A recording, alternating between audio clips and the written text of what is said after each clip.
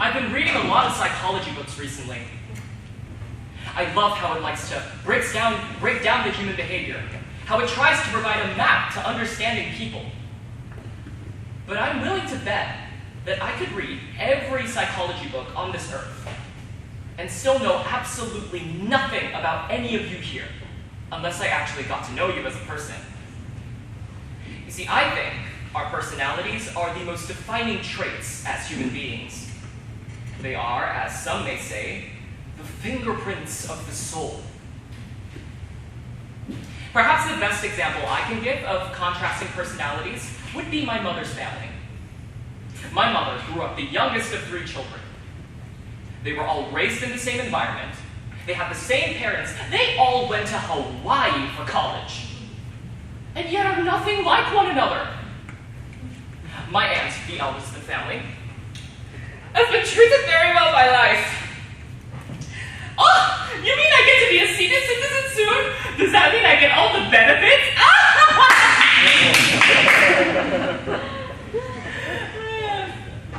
My uncle, the middle child of the family. You know, when your sons and daughters all get married to their significant other, you must ask, very important question, you must ask, so which uni you study at? And if they say not local one, you must ask them, oh, so Harvard No. Cambridge You know what? Important. A lot of these people, they cannot take the local system. So that's why they will start to flee to other countries to study. So you must be very, very careful. And my mother, the youngest, who is also probably the most diplomatic among the rest of them. Hey, Fred, please lah! Who will talk to people like that?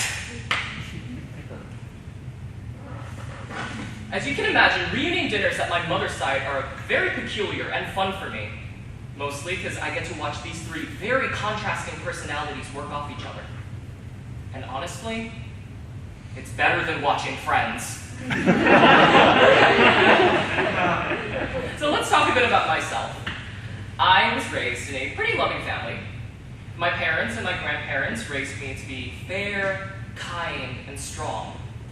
My mother especially wanted me to be bully-proof.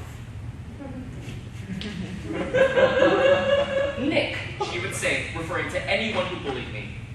Don't bother about these people. They are just sad individuals with nothing better to do. Do you see anyone like the Prime Minister going around mocking people? No, exactly. Being raised as such, I had a pretty thick skin when it came to dealing with bullies.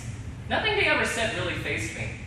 I would just stare back at their face and say, you know, you are just a sad Do you see the Prime Minister going around?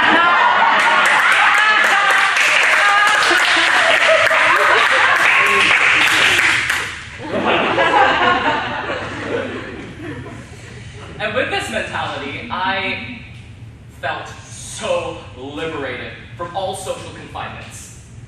I didn't have to please anyone around me.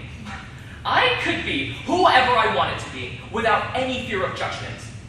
And it wasn't long before I discovered who that was. It all clicked when I started watching Johnny Depp and Jim Carrey. And I wanted to be like them. So I started to morph myself into this over-the-top cartoon character. And everywhere I go, I'd stand up and introduce myself like, oh my gosh, hi, my name's Nick. What's yours? Can we be friends, please?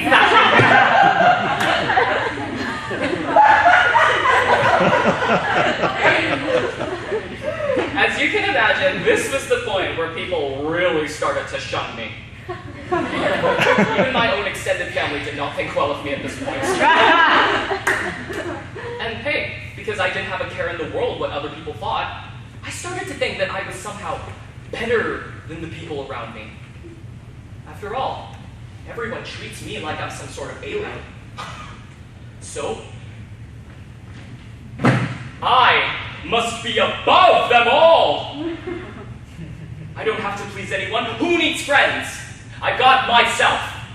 What more could I possibly need? Or so I thought.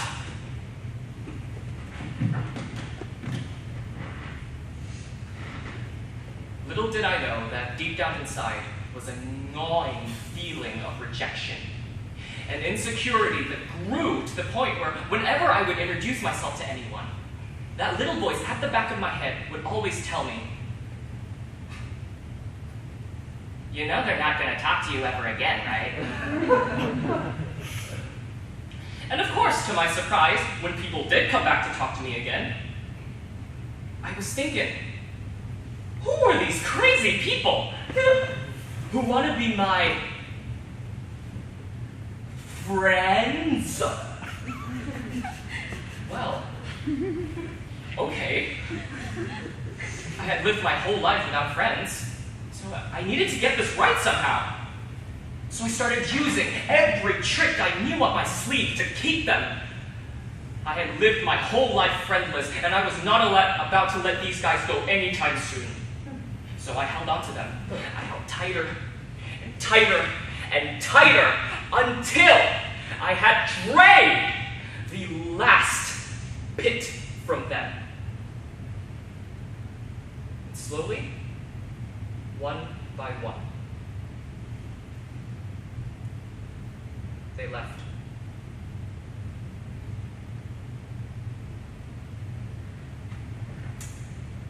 At this point, I didn't know what I was supposed to do. I didn't know how to feel. I felt like I had lost a part of myself that I didn't even know I could have had.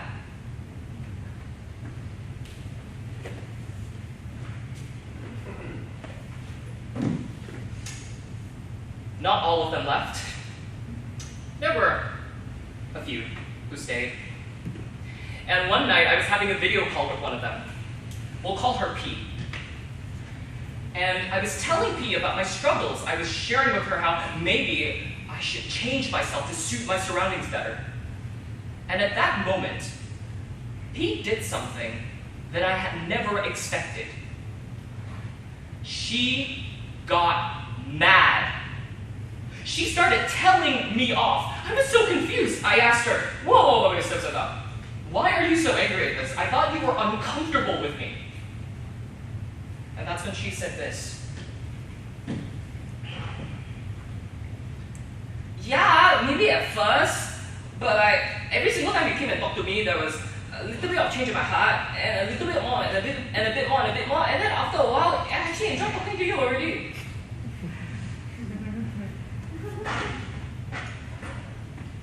That was the moment when I realized how wrong I was, not just about others, but about myself as well. I'm not some obscure creature cut off from some different cloth than everyone else. I'm just human. The ones who came back for more, they weren't some special bunch. They were just other humans who saw me as just that, another person. And had I known that, and had I given them the space that they needed, they might actually still be with me till this day.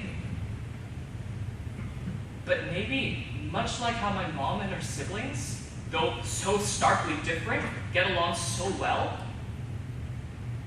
maybe so can I, weird and quirky as I may be, mix well with the people around me. There's a very popular saying, don't judge a book by its cover. But are humans just books meant to be read? Or are we so much